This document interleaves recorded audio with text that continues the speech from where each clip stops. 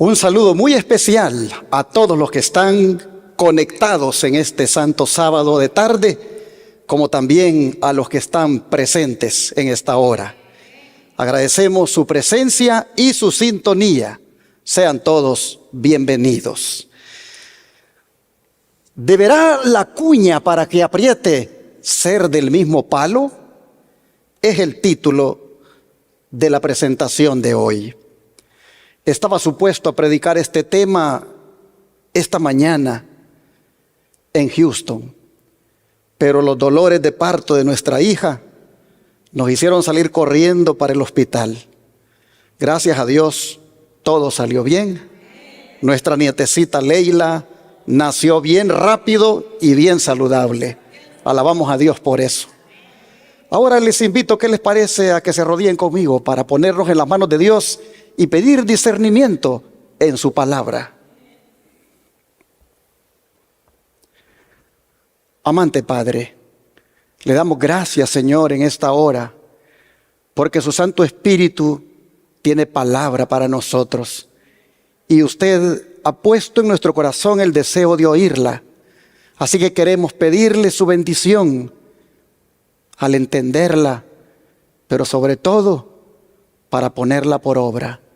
Queremos rogarle, Señor, que todos los que están aquí presentes y conectados en sus hogares puedan ser bendecidos con el mensaje de esta hora, y que sea un mensaje de advertencia y de preparación para nosotros como pueblo.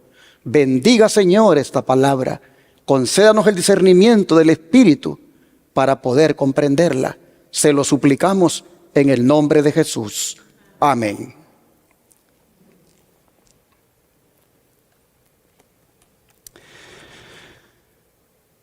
Hoy, cuando el mundo se maravilla por el nuevo Papa, yo quiero invitarles a que nos maravillemos por lo que Jesús dice tocante a él. Mientras los ojos del mundo están puestos en Roma, yo les invito a que los pongamos en Jesús y sobre todo a lo que Él dice tocante a ese poder, como es también conocido el representante de Roma. Jesús dice tocante al representante de Roma: el que tiene oído, oiga. Si alguno tiene oído, oiga. Aquí está la paciencia y la fe de los santos. ¿Dónde lo dice? En Apocalipsis 13, versículos 9 y 10. Les invito a leerlo.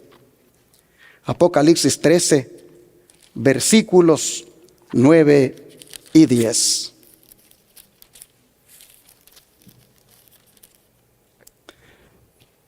Si alguno tiene oído, oiga. Si alguno lleva en cautividad, va en cautividad. Si alguno mata a espada debe ser muerto. Aquí está la paciencia y la fe de los santos. Hermanos y hermanas, Jesús nos dice aquí, por medio del Espíritu Santo, y lo ha dicho anteriormente en 7 ocasiones en los mensajes a las 7 iglesias, que el que tiene oído, ¿qué cosa? Oiga. Es decir, que esté atento a los mensajes que Él nos da en la profecía, porque son mensajes que tienen que ver con nuestro futuro y con el futuro de la iglesia. Él dice que nos esperan sufrimientos por parte de 2 bestias o poderes políticos religiosos, los cuales debemos enfrentar por medio, dice, ¿de qué cosa? De la fe y la paciencia.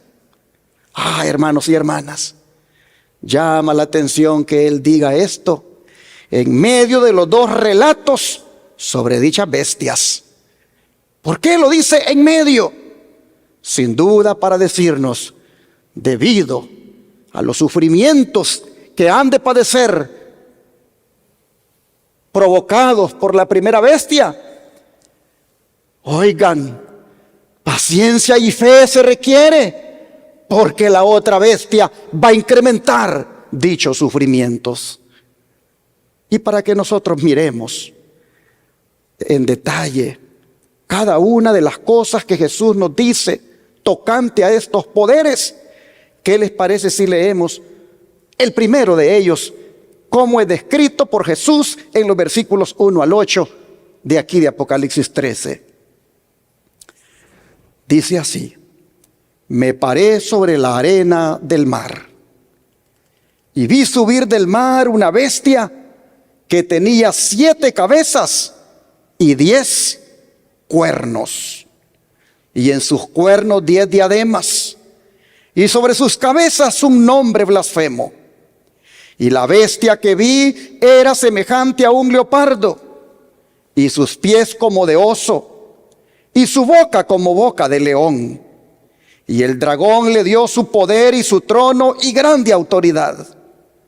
Vi una de sus cabezas como herida de muerte, pero su herida mortal fue sanada. Y se maravilló toda la tierra en pos de la bestia. Y adoraron al dragón que había dado autoridad a la bestia. Y adoraron a la bestia diciendo: ¿quién como la bestia y quién podrá luchar contra ella?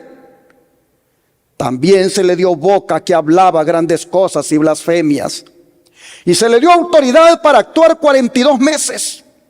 Y abrió su boca en blasfemias contra Dios, para blasfemar de su nombre, de su tabernáculo y de los que moran en el cielo.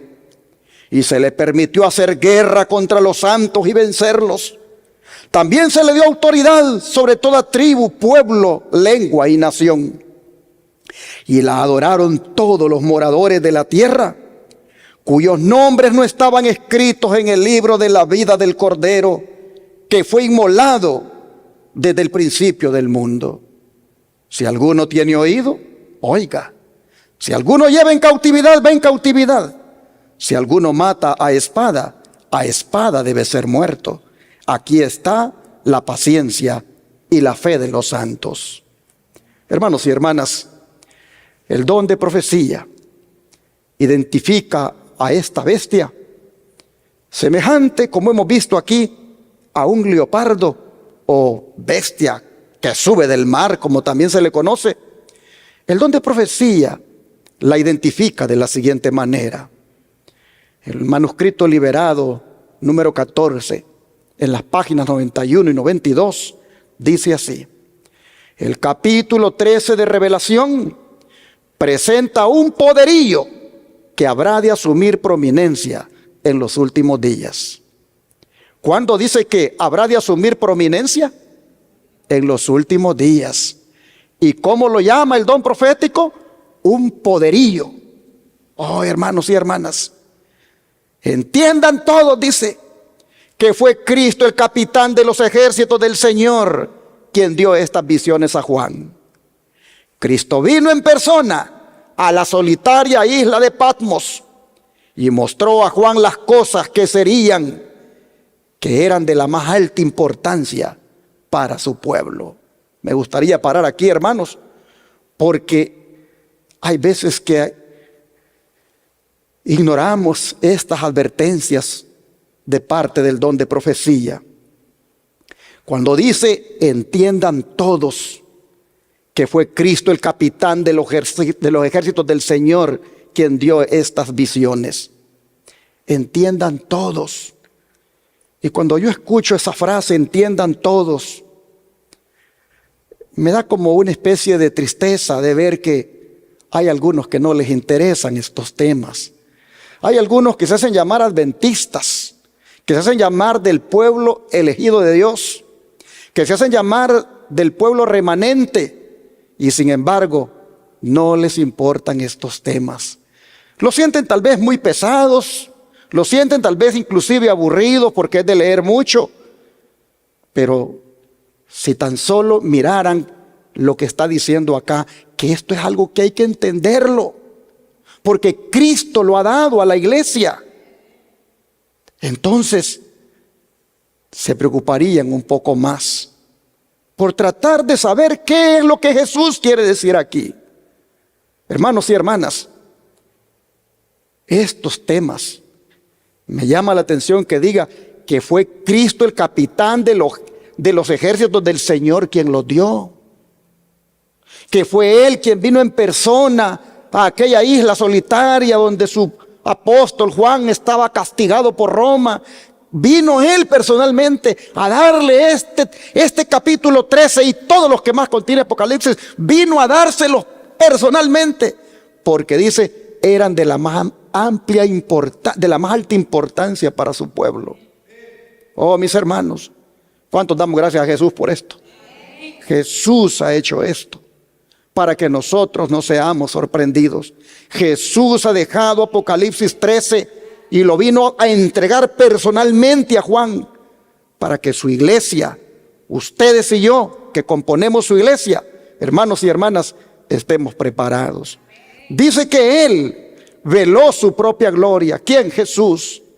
Y este mensaje ha de llegar al pueblo de Dios. Mire de qué manera: directo, sonoro y limpio de toda mezcla de sabiduría y tradición humana. ¿Cómo debe llegar el mensaje de Apocalipsis 13 tocante a las dos bestias? ¿Cómo debe llegar al pueblo? Debe llegar directo, sonoro y limpio de toda mezcla de sabiduría y tradición humana. Por eso es que en estos días, cuando el mundo está tras la Roma papal, cuando el mundo se maravilla tras ella, debe haber un pueblo que diga la verdad tocante a ese poder. Y en una forma sonora, directa y limpio de toda mezcla de sabiduría y tradición humana, vamos esta tarde a decir la verdad en cuanto al papado. La verdad que es dada por Cristo Jesús. Oh, hermanos y hermanas, nosotros hemos leído aquí en Apocalipsis 13 sobre el poder que dice asume la prominencia en los últimos días. O sea, mis hermanos, la bestia no es un animal, es un poder religioso que Jesús quiere que conozcamos su manera de proceder. El libro del conflicto de los siglos lo identifica de la siguiente manera: la hilación profética en la que se encuentran estos símbolos empieza en el capítulo 12 del Apocalipsis, con el dragón que trató de destruir a Cristo cuando nació. En dicho capítulo vemos que el dragón es Satanás, pues fue él quien indujo a Herodes a procurar la muerte del Salvador. Pero el agente principal de Satanás, al guerrear contra Cristo y su pueblo durante los primeros siglos de la era cristiana, fue ¿quién? El Imperio Romano, en el cual prevalecía la religión pagana. Así que si bien el dragón representa primero a Satanás, en sentido derivado, es un símbolo de la Roma pagana. Ahora, lo que hemos leído aquí, en el capítulo 13, versículos 1 al 10, dice, es la descripción de una bestia parecida a un leopardo, a la cual el dragón le da su poder y su trono y grande autoridad. ¿Cuántas cosas le da el dragón a la bestia semejante a un leopardo? ¿Cuántas cosas le da? Le da su poder, su trono y grande autoridad. Oh, hermanos y hermanas, este símbolo, dice, como lo han creído la mayoría de los protestantes, representa ¿a quién, hermanos? Al papado, el cual heredó el poder y la autoridad del antiguo imperio romano. Se dice de la bestia parecida a un leopardo que le fue dada una boca que hablaba cosas grandes y blasfemias, y abrió su boca para decir blasfemias contra Dios, para blasfemar su nombre y su tabernáculo y a los que habitan en el cielo.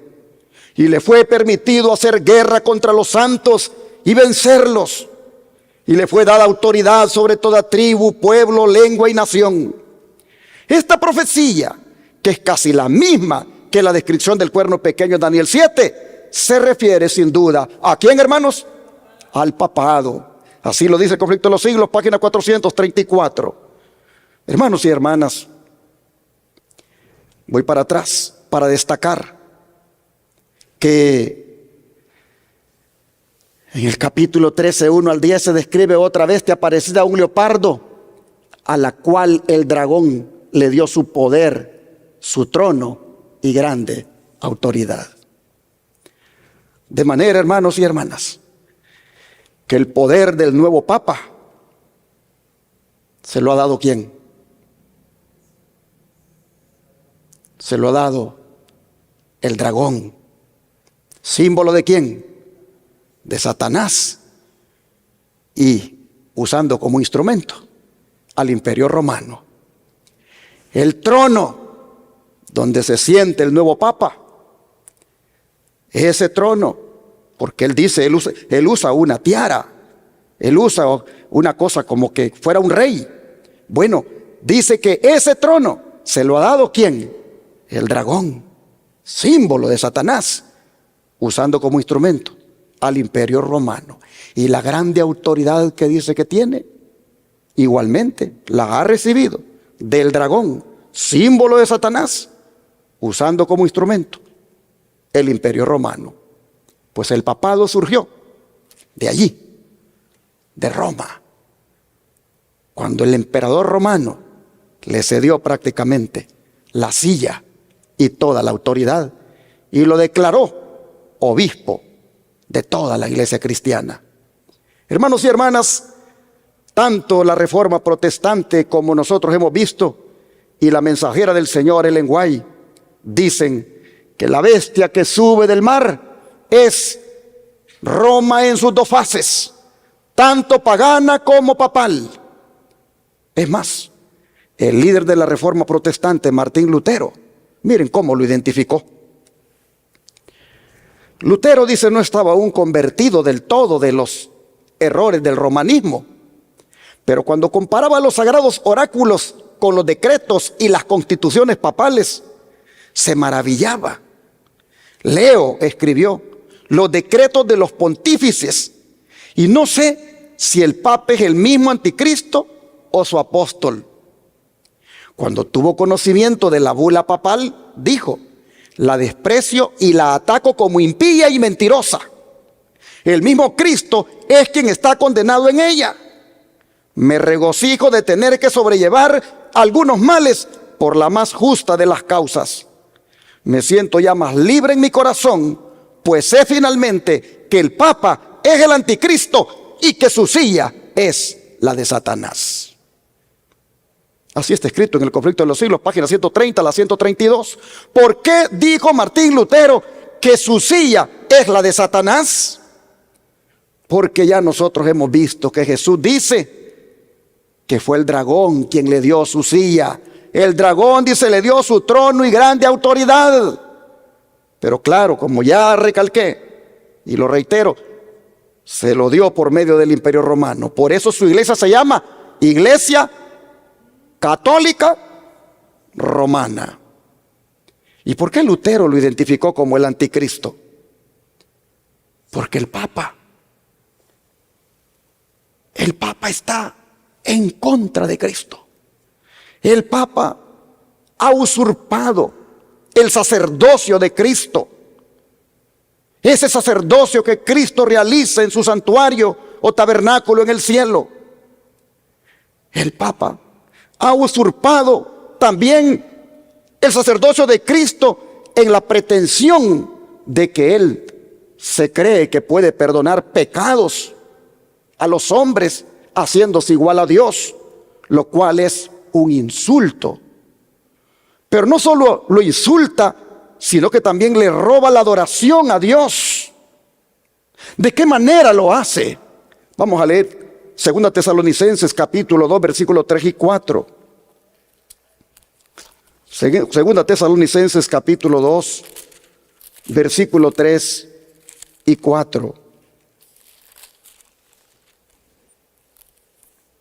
Y la Escritura dice: nadie os engañe en ninguna manera, porque no vendrá sin que antes venga la apostasía y se manifieste el hombre de pecado, el hijo de perdición, el cual se opone y se levanta contra todo lo que se llama Dios o es objeto de culto, tanto que se sienta en el templo de Dios como Dios, haciéndose pasar por Dios. Y los versículos 7 al 9 dicen: porque ya está en acción el misterio de la iniquidad. Solo que hay quien al presente lo detiene, hasta que él a su vez sea quitado de en medio. Y entonces se manifestará aquel inicuo, a quien el Señor matará con el espíritu de su boca, y destruirá con el resplandor de su venida. Inicuo cuyo advenimiento es por obra de Satanás, con gran poder y señales y prodigios mentirosos. Hermanos y hermanas, este poder del que se habla aquí es otra referencia al papado y sus pretensiones. Aquí nosotros vemos que dice que se levantaría contra Dios y que se haría pasar por Dios. La pregunta es, ¿ha hecho eso el papado? Claro que sí. Miren lo que decía el predecesor del Papa actual. Pues el Papa actual se ha dado en llamar ¿cómo? León XIV o León XIV. Pues miren lo que decía su predecesor, León XIII, en la encíclica acerca de los deberes principales del cristiano como ciudadano del 10 de enero de 1890. Este Papa León XIII dijo: el principal maestro de la iglesia es el pontífice romano. Para llegar a la uniformidad de pensamiento es necesario subyugarse completamente a la voluntad del pontífice romano y de la iglesia y obedecerle como si fuera ¿qué cosa? Dios mismo. Pregunto, ¿se está cumpliendo lo que hemos leído?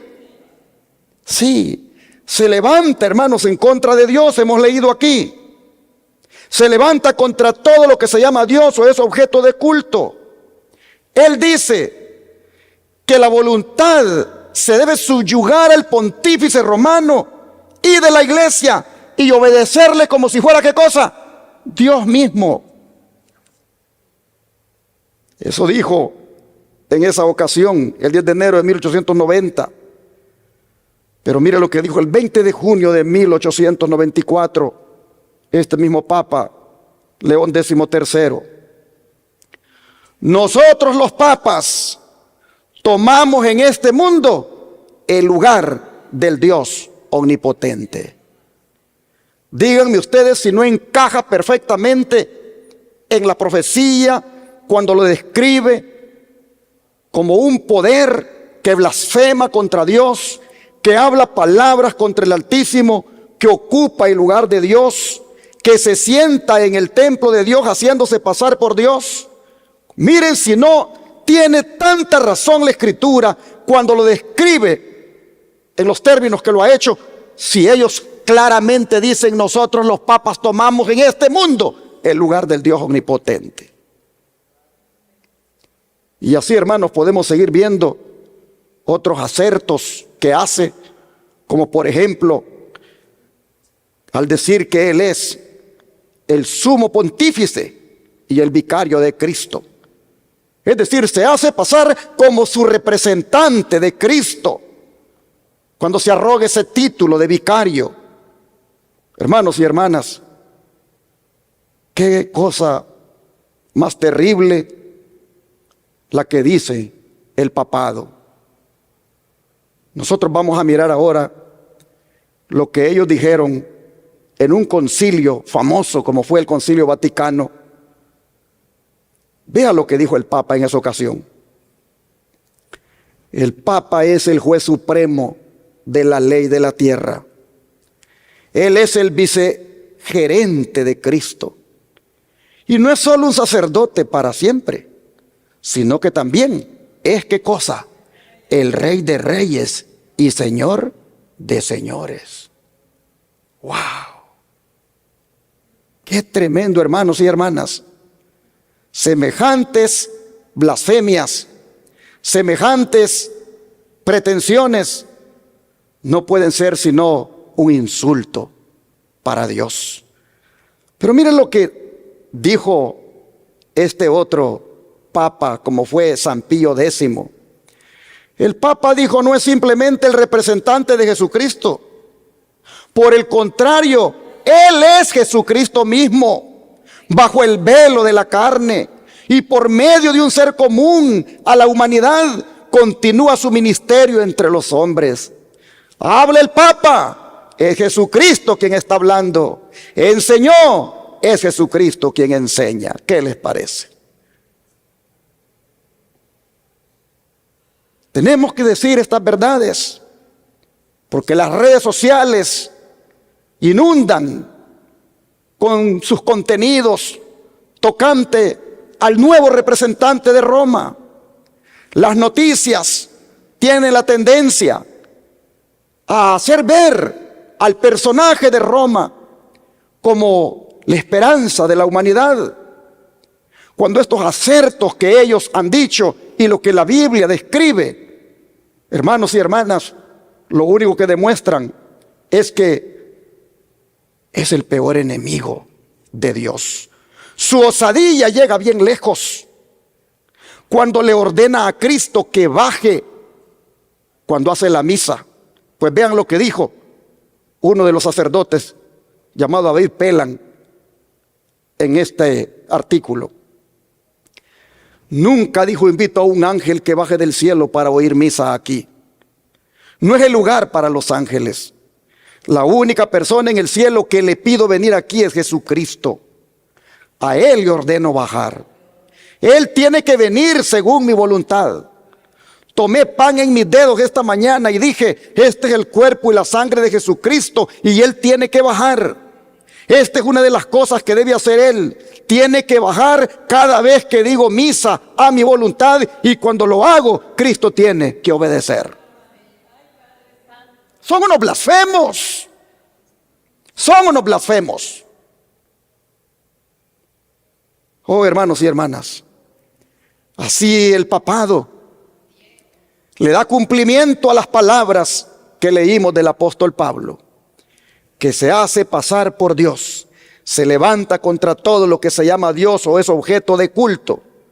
Oh, mis hermanos, perfectamente esta descripción encaja en él. Pero si hay algo grande donde se ha levantado contra Dios el papado, hermanos, si hay algo donde verdaderamente se ha levantado contra aquel que es objeto de culto, es en lo siguiente que menciona el libro El conflicto de los siglos. El gran apóstata había logrado ensalzarse a sí mismo sobre todo lo que se llama Dios o que es objeto de culto. Se había atrevido a alterar el único precepto de la ley divina que señala de un modo infalible a toda la humanidad al Dios viviente y verdadero. En el cuarto mandamiento, Dios es dado a conocer como el creador de los cielos y de la tierra, y distinto, por lo tanto, de todos los dioses falsos. Como monumento conmemorativo de la obra de la creación, fue santificado el séptimo día como día de descanso para el hombre. Estaba destinado a recordar siempre a los hombres que el Dios viviente es fuente de toda existencia y objeto de reverencia y adoración. Satanás se esfuerza por disuadir a los hombres de que se sometan a Dios y obedezcan a su ley. Por lo tanto, dirige sus golpes especialmente contra el mandamiento que presenta a Dios como el Creador. Los protestantes alegan ahora que la resurrección de Cristo en el domingo convirtió a dicho día en el día del Señor. Pero las Santas Escrituras en nada confirman este modo de ver. Ni Cristo ni sus apóstoles confirieron semejante honor a ese día. La observancia del domingo como institución cristiana tuvo su origen en aquel misterio de iniquidad del verso 7 que Pablo nos dijo ya aquí en 2 Tesalonicenses 2. ¿Dónde y cuándo, dice, adoptó el Señor a este hijo del papado? Es decir, el domingo. ¿Qué razón válida puede darse en favor de un cambio que las Santas Escrituras no sancionan?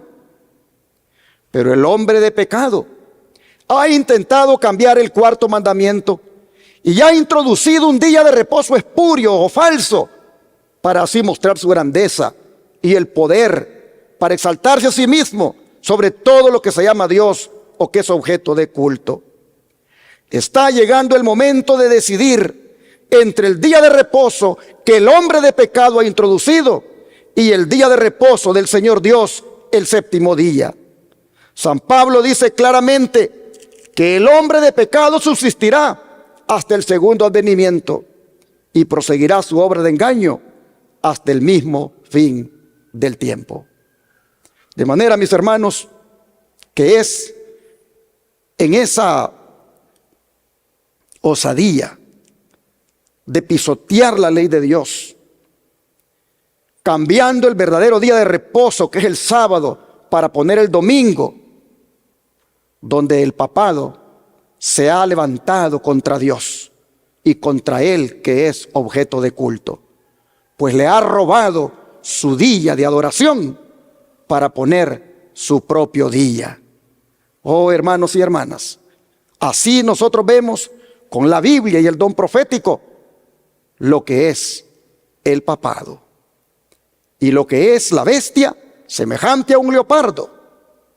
Pero mientras esta bestia semejante a un leopardo que sube del mar es identificada con la Roma papal por medio del don de profecía, ¿qué de la segunda bestia, donde Jesús, después de las palabras que leímos, de que el que tiene oído oiga, y he aquí la paciencia y la fe de los santos, viene entonces y continúa presentándonos? ¿Qué de esa segunda bestia? Leamos acerca de ella. Volvamos a Apocalipsis 13 y leamos esta vez los versículos 11 al 18. Apocalipsis 13, versículos 11 al 18.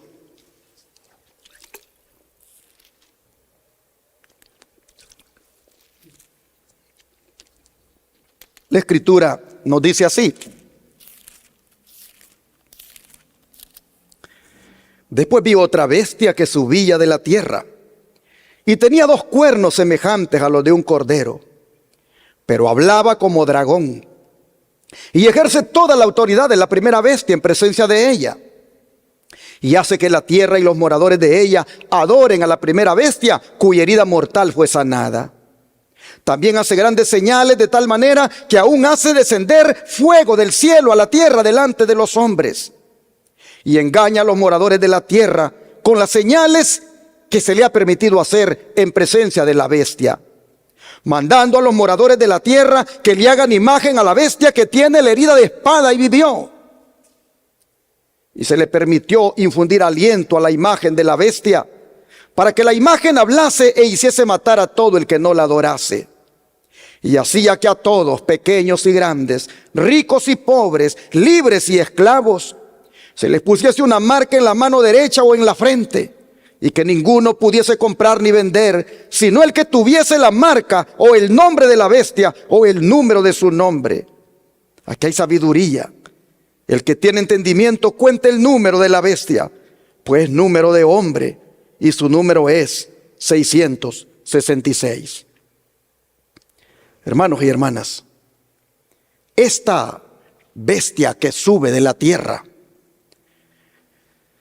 se ve que es una aliada del papado. La otra bestia que sube del mar, semejante a un leopardo. Y vemos que esta bestia también es político-religiosa. Pues aquí dice que hace una ley que obliga a la gente para que adore al papado. Y que inclusive hay pena de muerte para el que no adore al papado. Y hasta implementa un boicot económico en contra de aquellos que no lo adoran. Pues dice que no los deja comprar ni vender a menos que tengan la marca de autoridad del papado. ¿Quién es esta bestia que hace todo esto y que es aliada del papado? Vamos al don de profecía, porque aquí encontramos la revelación y el significado de esta bestia. El don de profecía dice así en el comentario bíblico Adventista tomo 7, página 986.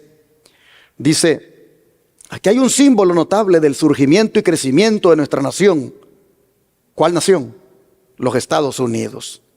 Y los cuernos semejantes a los de un cordero, emblemas de inocencia y mansedumbre, representan bien el carácter de nuestro gobierno, como expresa en sus dos principios fundamentales, como son el republicanismo y el protestantismo.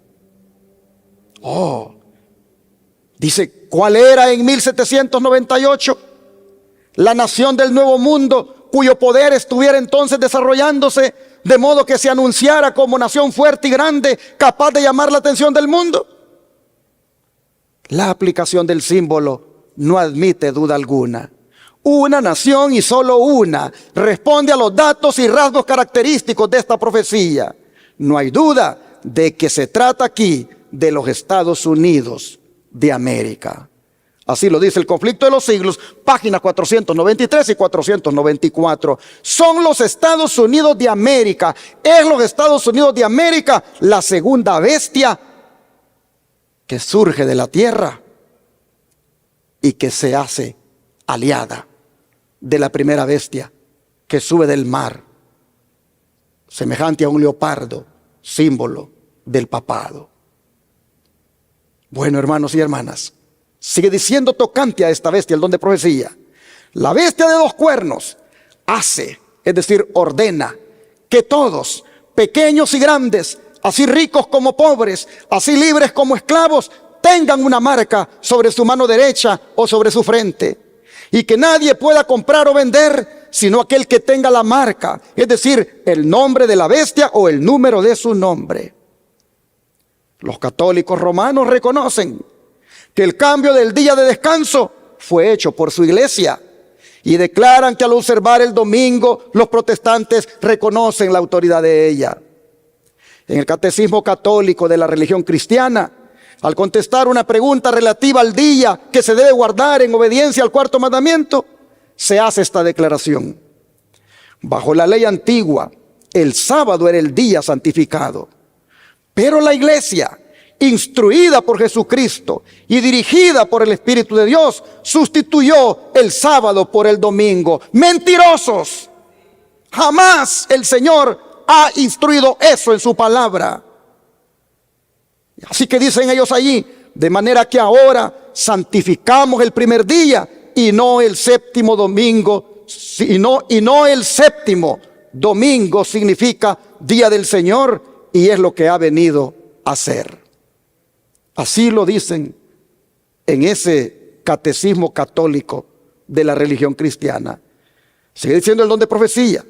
Como signo de la autoridad de la Iglesia católica, los escritores católicos citan el acto mismo de cambiar el sábado al domingo, cambio en que los protestantes consienten, porque al guardar estrictamente el domingo, ellos reconocen el poder de la Iglesia para ordenar fiestas y para imponerlas so pena de incurrir en pecado.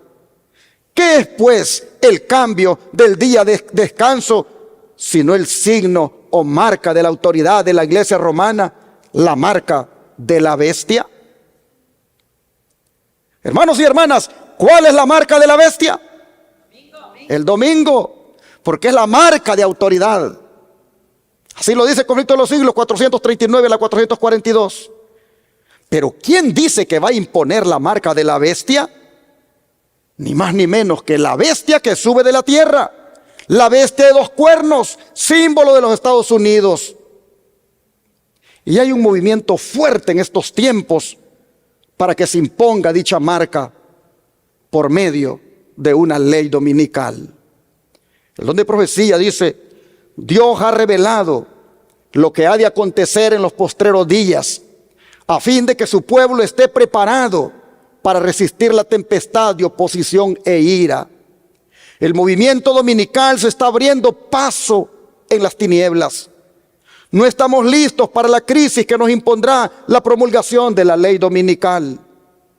Esta es la prueba por la que deben pasar los hijos de Dios antes de ser sellados. Los que renuncien a la verdad de origen celestial y acepten el descanso dominical, recibirán ¿qué cosa, hermanos? La marca de la bestia. Esta mañana el pastor Joselito Rentería predicaba aquí sobre el derramamiento del Espíritu Santo, que a manera de lluvia tardía está reservado para ser derramado sobre el pueblo de Dios, pero que antes se tiene que estar experimentando la lluvia temprana. Pero hermanos y hermanas, yo puedo decir con toda propiedad, ese Espíritu Santo solo se va a derramar sobre aquellos que no reciban la marca de la bestia, sobre aquellos que hayan hecho en su corazón la decisión de ser fieles al mandamiento del Santo Sábado. Sobre ellos el Espíritu Santo se va a derramar y ellos con poder podrán declarar lo que ahora podemos decir con libertad, pero que en ese tiempo no habrá libertad para decirlo, pero que de todas maneras lo dirán por el poder del Espíritu Santo. Oh, mis hermanos y hermanas, debemos hacer una firme decisión en el corazón de no aceptar la marca de la bestia en ese tiempo cuando se promulgue como ley dominical. Y eso va a depender de qué tan conscientes nosotros ahora estamos haciendo la decisión de ser fieles al Señor tocante a su verdadero día de reposo. Y si la marca de la bestia o ley dominical, como dice esta cita, va a traer sobre nosotros una crisis o sufrimiento, pues voy para atrás, dice, que va a traer, dice, tempestad de oposición e ira, y que incluso será una crisis que se nos va a imponer, para la cual dice, hoy por hoy, ¿qué cosa? No estamos listos, no estamos listos, pero va a ser una prueba, dice, por la que hemos de pasar los hijos de Dios. Mire cuánto término: tempestad de oposición e ira, crisis que se nos impondrá, prueba por la que debemos pasar, los hijos de Dios antes de ser sellados. Oh, mis hermanos, si así va a ser el tiempo que nos espera, razón tiene Jesús cuando dice, si alguno tiene oído, oiga. Aquí está la paciencia y la fe de los santos. Hermanos y hermanas, cuando ese sufrimiento llegue, cuando esa guerra contra los santos se desate, nosotros vamos a necesitar desarrollar mucha fe y mucha paciencia para poder enfrentar esa crisis. Y cada vez que asciende al trono un nuevo papa, surge la interrogante: ¿estaremos más cerca de que simplemente esa crisis? ¿Estaremos más cerca de que se llegue a implementar la ley dominical? Y si eso fuera así, ¿estamos preparados espiritualmente y físicamente para enfrentarla? Cuando digo espiritualmente me refiero a que si nuestra fe está firmemente arraigada en Jesús, es decir, si estamos firmes en lo que creemos y en quién creemos. Y cuando digo físicamente me refiero a si estamos haciendo planes para salir de las ciudades y sobrevivir de lo que sembremos y cosechemos en el campo. Porque cuando la ley dominical se imponga, el don de profecía dice, será la señal ¿para qué? Para huir de las ciudades. ¿Deberíamos nosotros meditar en esto? ¿Qué piensan ustedes? Claro que sí. Es válido que nuestros pensamientos, aparte de estar enfocados en Cristo, también consideren los acontecimientos que están ocurriendo en el mundo político y religioso como parte de la ascensión, como es el nuevo líder de Roma. Pregunto nuevamente, ¿es válido que nuestros pensamientos, aparte de estar enfocados en Cristo, también consideren lo que está ocurriendo en el mundo político religioso cuando asciende al trono un nuevo representante de Roma? Yo pienso que sí, sobre todo por lo peculiar que ha sido la elección de dicho líder, como es el cardenal Robert Francis Prevost. La peculiaridad consiste en el hecho de que es estadounidense por nacimiento, algo histórico. Se destaca por la prensa, la radio y la televisión como algo histórico. Si tomamos en cuenta que los Estados Unidos ha sido por tradición una nación protestante, pero ahora los títulos que la Biblia asigna al representante de Roma los va a llevar Robert Francis Prevost. Es decir, el hombre de pecado será americano, el cuerno pequeño será americano, la bestia será americana, el número de la bestia, que es 666, será americano, el hijo de perdición será americano, el inicuo será americano y el anticristo será americano, porque todos estos títulos ahora recaen en un papa americano. Esos títulos, si los llevara un papa elegido dentro de un país de mayoría católica, no sería novedoso. Pero que lo lleve uno elegido dentro de un país protestante, eso sí es noticia. Como también lo es el nombre con el cual ha elegido cumplir su misión. Pues lo hará con el nombre de León XIV. Ahora, hermanos, cuando un papa elige su nombre con el cual va a desempeñar su misión, dicho nombre comunica un mensaje. Y sin duda, el Papa Robert Francis Prevost ha elegido el nombre de León XIV para inspirarse en sus predecesores que llevaron dicho nombre.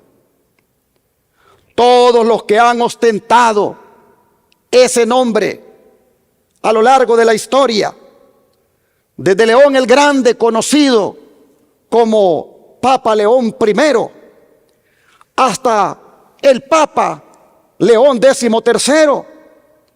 todos los 13 se han caracterizado. Cuando uno mira la historia de cada uno de ellos, los 13 se han caracterizado por su valentía en enfrentar a los herejes y a los políticos, como también en promover la doctrina social de la Iglesia, consolidando cada uno en su tiempo la autoridad del obispo de Roma en asuntos eclesiásticos y seculares. Se destacan entre todos estos el Papa León I, el Papa León X y el Papa León XIII. En el caso de León I, este tuvo el valor de enfrentarse a Atila, rey de los hunos, para disuadirlo de atacar a Roma, haciendo que uno de los 10 cuernos de la bestia espantosa de Daniel 7 fuera quebrado. Pero de León X, hermanos, no puede dejar de mencionarse que fue quien enfrentó la reforma protestante y excomulgó a Martín Lutero, como también el que promulgó las indulgencias, es decir, la compra del perdón de los pecados. Y de León XIII se destaca su encíclica Rerum Novarum, en la cual promovió los derechos de los trabajadores, entre los cuales está el guardar el domingo como día de descanso. Es más, fue en su tiempo de León XIII, en mayo de 1888, que se quiso imponer la ley dominical aquí en los Estados Unidos, pero Dios no lo permitió. Un pionero adventista, el pastor A.T. Jones, se presentó en el Congreso a defender la libertad religiosa. De manera que uno se pregunta, ¿será ahora el Papa León XIV el que, inspirado en sus predecesores, continúe con las pretensiones de Roma y consolidar su autoridad y estabilidad en el mundo? Sin duda que sí. ¿Será él el que retomará los planes de imponer la ley dominical aquí en los Estados Unidos que su predecesor León XIII no logró? ¿Deberá él cumplir con el refrán que dice que la cuña para que apriete debe ser del mismo palo? Es decir, para que la ley dominical se imponga en los Estados Unidos, el principal negociador debe ser estadounidense. O dicho de otra manera, ¿cederá el poder político de los Estados Unidos ante el poder religioso del Vaticano ahora que está en manos de un estadounidense y juntos imponer la ley dominical? Solo Dios lo sabe.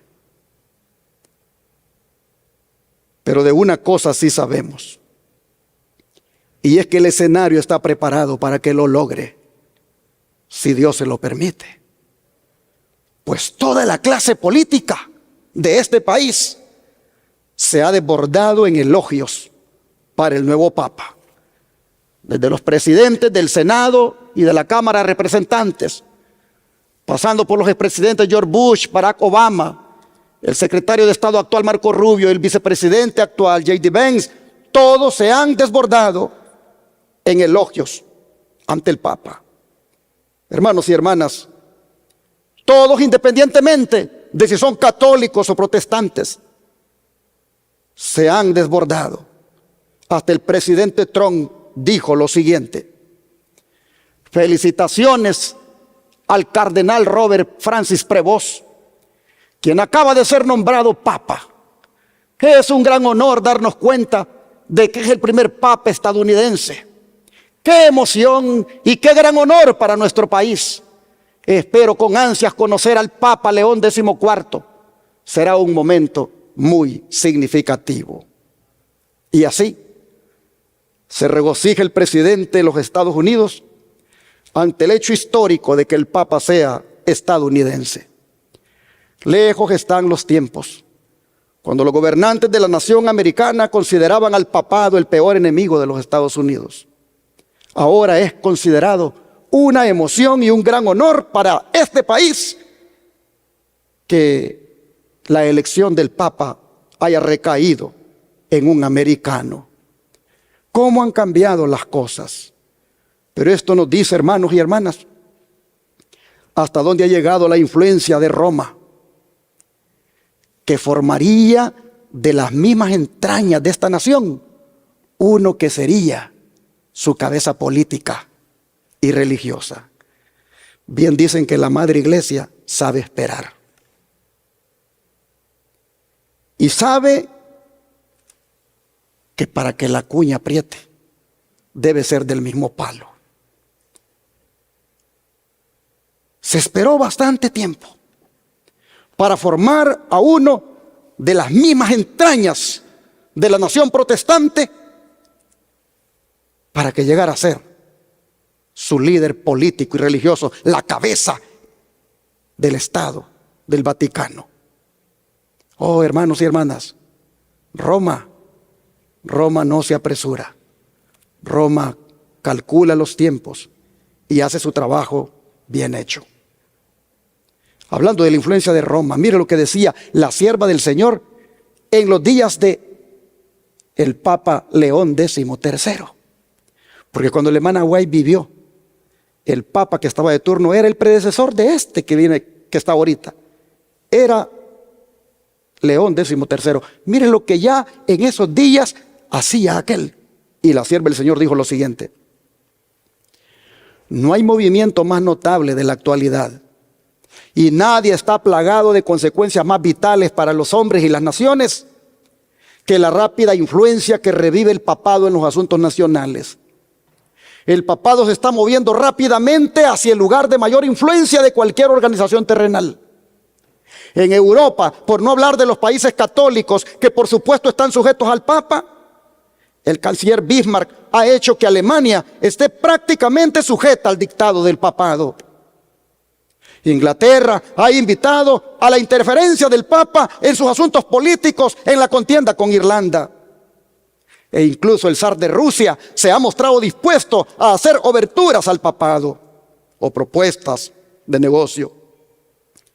Con motivo del jubileo de oro del sacerdocio de León XIII, es bien sabido que a excepción del Reino de Italia y los Reinos Unidos de Suecia y Noruega, todas las naciones, tanto protestantes como católicas, rindieron un gran respeto a Roma. Si se puede esperar que cualquier nación se mantenga alejada de las influencias romaníes, los Estados Unidos de América deberían ser el único por encima de todos los demás, ya que constitucionalmente se compromete a no tener nada que hacer con un establecimiento de religión o prohibir el libre ejercicio de la misma. Sin embargo, mire lo que ya ocurría en sus días. Sin embargo, esta nación está detrás de los demás en pagar un corte asiduo a Roma. Cuando los delegados papales llegaron a América, llevando al cardenal Gibbons, un barco del gobierno fue enviado por el puerto de Nueva York para reunirse con ellos, con la bandera papal en lugar de las estrellas y rayas, volando desde el lugar de honor.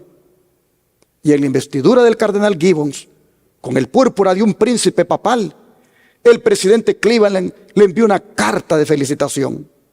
El católico convertido dice que un mayor número de senadores y representantes envían a sus hijos al colegio jesuita de Georgetown, uno de los suburbios de la capital nacional, que a todas las demás instituciones de aprendizaje en Washington. Los envían ahí. ¿A dónde? A la universidad, al colegio jesuita de Georgetown, en vez de otros colegios. ¿Quiénes los envían?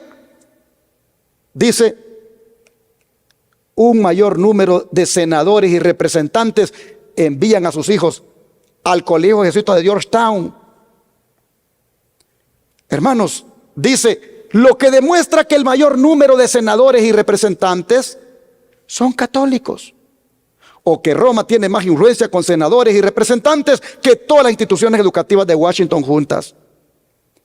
En vista de este hecho, no hay que preguntarse que Roma haya decidido construir su universidad nacional en la capital nacional. Esto usted lo puede leer en el apéndice del libro de la gran controversia de la hermana Elena White en inglés, páginas 686 a las 687. Hermanos y hermanas, es de hacer notar que todo esto se estaba dando, como dije, en los días de León XIII, el papa de turno de los días de la mensajera del Señor. Ella, junto al pionero adventista A.T. Jones, advertían de lo que estaba pasando aquí en los Estados Unidos con la influencia de Roma. Mire lo que decía A.T. Jones. El papado ha sostenido siempre que no puede existir ningún estado a menos que esté aliado con la iglesia. De hecho, según su filosofía, los estados existen solamente por causa de la iglesia para darle soporte. Es cierto que ninguna otra nación ha adoptado el principio americano en su plenitud. No obstante, se ha dejado sentir su influencia en apartar las mentes del postulado papal. Pero justo ahora que el resto de naciones está cortejando el apoyo de Roma, el papado se aprovecha de eso para reforzar su teoría, aseverando que esos acontecimientos significan un reconocimiento por parte de gobernantes y mandatarios de que su teoría es correcta. Teniendo en cuenta todo lo anterior, y precisamente ahora, de hecho este mismo año 1888, en este punto mencioné la proposición de enmienda constitucional y el proyecto de ley dominical que por entonces se presentaban al país según propuestas del senador Blair. En ella se reconocía al cristianismo como siendo la religión de la nación y al domingo como siendo el sabbat. Entonces continúe así. Una vez que eso se haya logrado, el papado quedará muy reforzado. En ese punto se dirá que esta nación que ha hecho tales pretensiones de libertad religiosa y que se ha erigido como modelo para los gobiernos terrenales, se ha visto obligada a renegar de lo que se suponía un orden superior para doblegarse a los principios que la Iglesia ha sostenido todo el tiempo.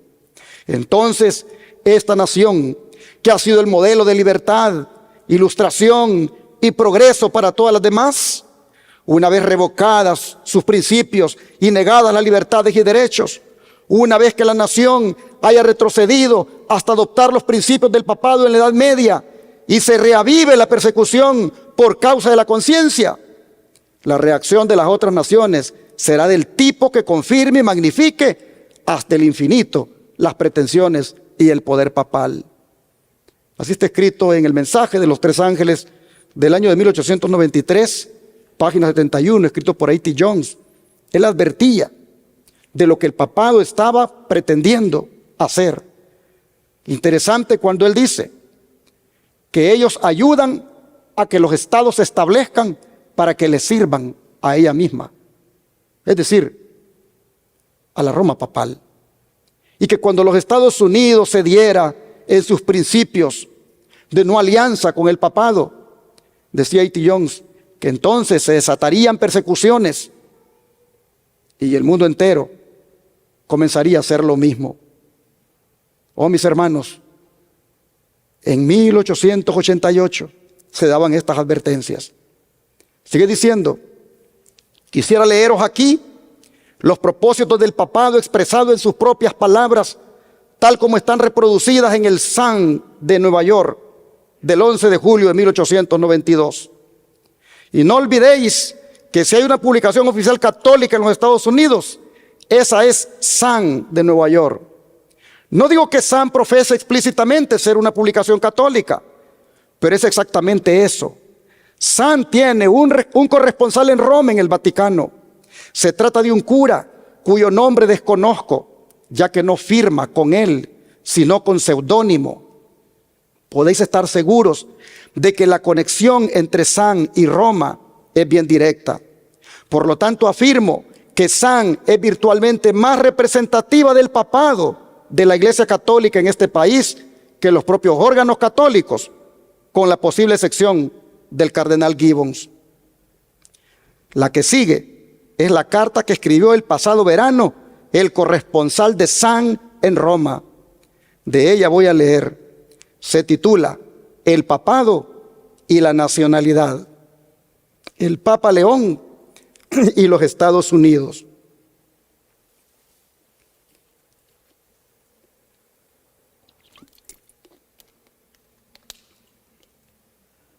Dice,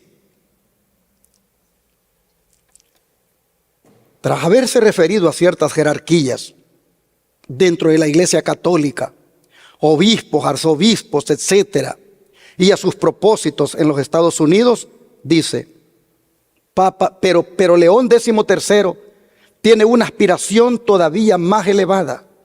Su llamado a la unificación nacional se fundamenta en una concepción tradicional de la Santa Sede. En su opinión, Estados Unidos ha alcanzado el período en el que es necesario fusionar los elementos heterogéneos en una nación homogénea e indisoluble. Nuevamente, el mensaje de los tres ángeles, página 76. El Papa León XIII, moviéndose muy cuidadosamente, muy astutamente, aquí en los Estados Unidos, para encaminar a esta nación a que trabaje para ella. Con todo lo leído, hermanos, hasta aquí, nosotros vemos que Roma ha trabajado muy hábilmente desde años para llegar hasta donde está. Estados Unidos está en las manos de Roma. Su papa es estadounidense. Hermanos y hermanas, estamos cerca de que se cumplan las palabras de los versículos 7 y 8 de Apocalipsis 13. Leamos nuevamente. Dice, y se le permitió hacer guerra contra los santos y vencerlos. También se le dio autoridad sobre toda tribu, pueblo, lengua y nación.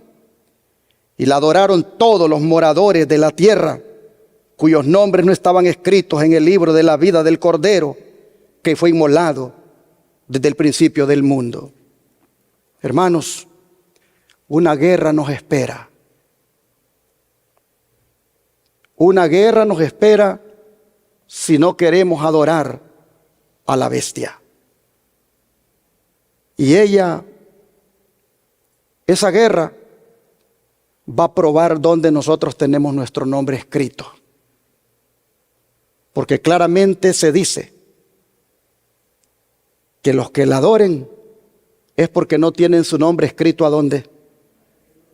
En el libro de la vida del Cordero. Si la guerra va a revelar dónde usted tiene su nombre, es bueno preguntarnos, ¿está mi nombre escrito en el libro de la vida? Oh, hermanos, esto es importante, porque es enseguida de eso que Jesús dice, si alguno tiene oído, oiga. Los que van a adorar a la bestia son los que no tienen su nombre escrito en el libro de la vida. Mis hermanos, pero esos que van a adorar a la bestia, porque sus nombres no están escritos en el libro de la vida, ¿cuál va a ser la suerte que les espera por adorar a la bestia? ¿Cuál va a ser la suerte que les espera? Vamos a leer Apocalipsis 14, 9 al 11. Aquí está la suerte que le espera a los que adoren a la bestia, a los que no estén escritos en el libro de la vida. Dice así, Apocalipsis 14, 9 al 11. Y el tercer ángel lo siguió diciendo a gran voz, si alguno adora a la bestia y a su imagen, y recibe la marca en su frente o en su mano, él también beberá del vino de la ira de Dios, que ha sido vaciado puro en el cáliz de su ira. Y será atormentado con fuego. Y será atormentado con fuego y azufre delante de los santos ángeles y del Cordero.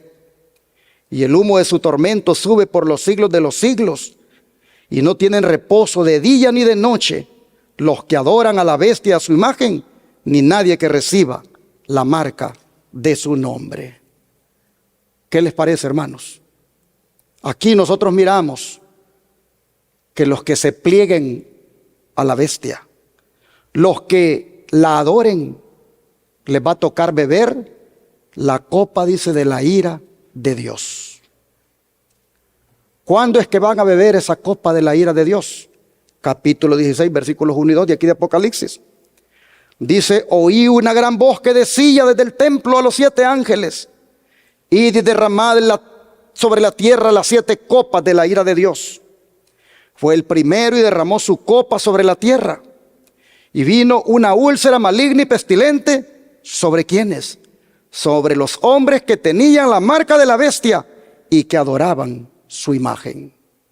Así, hermanos y hermanas, nosotros vemos que será cuando las plagas se derramen que la manifestación de la ira de Dios va a caer sobre los que adoren a la bestia y a su imagen. ¿Y a dónde terminarán finalmente los que adoren a la bestia y a su imagen? Veamos Apocalipsis 19, ahora versículo 20. Dice así, y la bestia fue apresada, y con ella el falso profeta que había hecho delante de ella las señales con las cuales había engañado a los que recibieron, ¿qué cosa? La marca de la bestia y habían adorado su imagen. Estos dos fueron lanzados vivos dentro de un lago de fuego que arde con azufre. Y ahora capítulo 20, versículo 15. Dice así. Vamos a leer 14 también. Y la muerte y el Hades fueron lanzados al lago de fuego. Esta es la muerte segunda. Y el que no se halló inscrito en el libro de la vida fue lanzado al lago de fuego. Así que ¿a dónde va a terminar la bestia, su imagen y todos los que la adoren? Van a terminar en el lago de fuego. Qué lamentable será el final de los que no tengan su nombre escrito en el libro de la vida y que por lo tanto adorarán a la bestia y a su imagen. Por eso, hermanos, reitero, es importante que mantengamos nuestro nombre escrito en el libro de la vida y que seamos fieles para que nunca se borre de allí. Porque Jesús dijo, Él prometió que a los que fueran fieles a Él, no les borraría su nombre del libro de la vida. Vamos a leerlo, Apocalipsis 3, versículo 5. Apocalipsis 3, verso 5. El que venciere será vestido de vestiduras blancas, y no borraré su nombre del libro de la vida, y confesaré su nombre de delante de mi Padre y delante de sus ángeles. El que tiene oído, oiga lo que el Espíritu dice a las iglesias. Jesús hace la promesa de que al que venza le va a mantener su nombre en el libro de la vida del Cordero. La pregunta es, ¿al que venza qué? Número 1, su yo. Número 2, el pecado. Y número 3, a la bestia y a su imagen, no adorándola, no rindiéndole homenaje. A ellos el Señor les promete que por ser vencedores va a mantenerle su nombre en el libro de la vida del Cordero. Y mientras la suerte de los que no tengan su nombre en el libro de la vida del Cordero, por haber adorado a la bestia y a su imagen, es el lago de fuego, mire a dónde será la suerte de aquellos que Cristo les mantenga su nombre en el libro de la vida. ¿A dónde ellos van a acabar? ¿A dónde van a terminar estos vencedores? Apocalipsis 15, versículo 2 al 4. Apocalipsis 15, versículo 2 al 4, dice: vi también como un mar de vidrio mezclado con fuego, y a los que habían alcanzado la victoria sobre la bestia y su imagen y su marca y el número de su nombre, en pie sobre el mar de vidrio con las arpas de Dios, y cantan el cántico de Moisés, siervo de Dios, y el cántico del Cordero, diciendo: grandes y maravillosas son tus obras, Señor Dios Todopoderoso. Justos y verdaderos son tus caminos, Rey de los santos. ¿Quién no te temerá, oh Señor, y glorificará tu nombre? Pues solo tú eres santo, por lo cual todas las naciones vendrán y te adorarán, porque tus juicios se han manifestado. ¿Qué dicen los adoradores de la bestia en Apocalipsis 13? ¿Quién como la bestia y quién podrá luchar contra ella? ¿Qué dicen los que no adoran a la bestia en el mar de vidrio? ¿Quién no te temerá, oh Señor, y glorificará tu nombre? Aquellos hacen la pregunta desafiante: ¿quién como la bestia y quién podrá luchar contra ella? Pero terminarán en el lago de fuego. Mientras los que fueron fieles al Señor hacen la misma pregunta, pero la hacen de esta manera: ¿quién no te temerá, oh Señor, y glorificará tu nombre? Oh hermanos y hermanas, ¿y a dónde finalmente van a vivir? Oh, qué hermoso. Mire lo que dice Apocalipsis 24. Dice: y vi tronos, y se sentaron sobre ellos los que recibieron facultad de juzgar. Y vi las almas de los decapitados por causa del testimonio de Jesús y por la palabra de Dios, los que no habían adorado a la bestia ni a su imagen, y que no recibieron la marca en su frente ni en sus manos, y vivieron y reinaron. ¿Con quién? Con Cristo. ¿Cuántos años? 1000 años. ¿A dónde, hermanos? En el cielo. Finalmente iremos a pasar una vacación de 1000 años en el cielo, por haber sido fieles y haber mantenido nuestro nombre escrito en el libro de la vida del Cordero. y viviremos en la santa ciudad. Pues Apocalipsis 21, versículos 9 al 11, vea lo que dice. Apocalipsis 21, versículos 9 al 11. Vino entonces a mí uno de los 7 ángeles que tenía las 7 copas llenas de las 7 plagas postreras, y habló conmigo diciendo: ven acá, yo te mostraré la desposada, la esposa del Cordero. Y me llevó en el espíritu a un monte grande y alto, y me mostró la gran ciudad santa de Jerusalén, que descendía del cielo de Dios, teniendo la gloria de Dios. Y su fulgor era semejante al de una piedra preciosísima, como piedra de jaspe, diáfana como el cristal. Ahora vean los versículos 25 al 27, más abajo. Sus puertas nunca serán cerradas, las de esta ciudad. Nunca serán cerradas de día, pues allí no habrá noche. Y llevarán la gloria y la honra de las naciones a ellas. No entrará en ella ninguna cosa inmunda o que hace abominación y mentira, sino solamente, ¿quiénes, hermanos? Los que están inscritos en el libro de la vida del Cordero. ¿Cuántos dicen amén? Finalmente, los que estemos escritos en el libro de la vida del Cordero, finalmente viviremos en la santa ciudad, la nueva Jerusalén, porque fuimos fieles al Señor, porque no adoramos a la bestia, solo adoramos al Rey de Reyes y Señor de Señores. Oh, hermanos y hermanas, si queremos disfrutar de este privilegio, mantengamos nuestro nombre en el libro de la vida del Cordero y guardemos los mandamientos de Dios fielmente, incluyendo el cuarto que manda guardar el santo sábado, y por supuesto los demás mandamientos. Y nunca, hermanos, nunca vayamos a ceder ante la bestia ni su imagen. Antes bien, atendamos las palabras que están en el libro de Segundo de Reyes, capítulo 17, versículo 36. Segundo de Reyes, capítulo 17, versículo 36. Dice la Escritura de la siguiente manera. Segundo de Reyes 17, versículo 36. Mas a Jehová, que os sacó de tierra de Egipto con grande poder y brazo extendido, a este temeréis y a este adoraréis y a este haréis sacrificio. Ninguna bestia, llámese papado, obispo de Roma, Roma papal, que exija homenaje por medio de su marca de autoridad, como es el domingo, debe recibir nuestra adoración. La palabra de Dios dice que solo a Jehová debemos adorar. De manera, hermanos y hermanas, que seamos fieles como Jesús, diciendo lo siguiente, que se encuentra en Mateo capítulo 4, versículo 10. Mateo capítulo 4, versículo 10.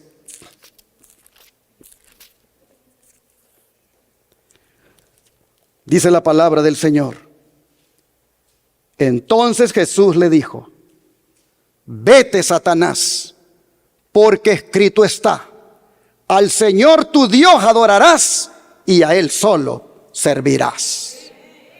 Hermanos y hermanas, pronto se va a poner a prueba nuestra fe. Pronto se va a poner a prueba nuestra relación con Dios. Pronto, mis hermanos, por cuestiones de adoración, se va a poner nuestra, digamos así, sinceridad cristiana que decimos tener ahora, si es verdad o no es verdad. Oh, hermanos, el Señor nos dice que hagamos la decisión que Él hizo. Cuando Satanás lo exigía o le pedía que lo adorara, el Señor le dijo: vete, Satanás, escrito está, al Señor tu Dios adorarás y a Él solo servirás.